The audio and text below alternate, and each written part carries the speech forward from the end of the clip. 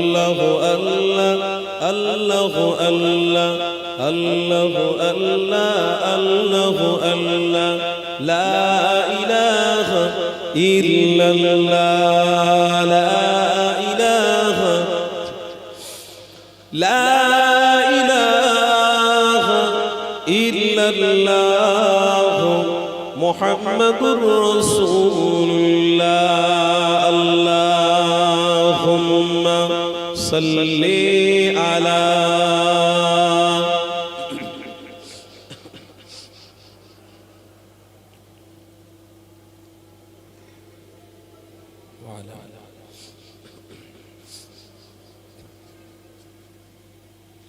বলুন না সকলে আলহামদুলিল্লাহ। আমরা সকলে একত্রিতভাবে বসেছি, আল্লাহ আমাদেরকে বসিয়েছে। এটা আমাদের জন্য অস্তিত্ব, এটা আমাদের জন্য প্রেম, এটা আমাদের জন্য ভালোবাসা। আল্লাহ নবী আজ থেকে ১৫০০ বছর আগে মক্কার জমিনে এমন একটা ইসলামের আলো জ্বালিয়ে দিয়ে গেছে যে আলোটা আজও পর্যন্ত নয়, কিয়ামত পর্যন্ত থাকবে। তবে হ্যাঁ, যারা এই দুনিয়ার জমিনে অহংকারী, অর্থ নিয়ে যারা পৃথিবীর জমিনে মনে মনে করবে এটাই আমার কাছে সব, তারা যেন মনে রাখে এটা তাদের জন্য কিছু দিনের, এটা তাদের জন্য কিছু দিনের, লং দিনের নয়, কিছু দিনে।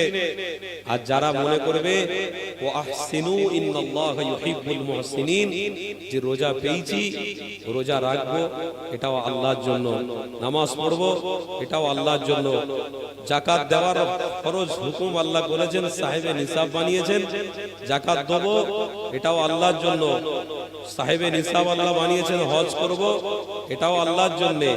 ও আহসিনু ইন্নাল্লাহা ইউহিব্বুল মুহসিনিন, যখন প্রত্যেকটা আমল আপনি নিষ্ঠার সঙ্গে করবেন, তখন আমার আল্লাহ আপনাকে দুনিয়া এবং ইয়াউমাল কবর এবং কিয়ামতের কঠিন দিন আল্লাহ আমাদের মুক্তির ব্যবস্থা করে দেবে।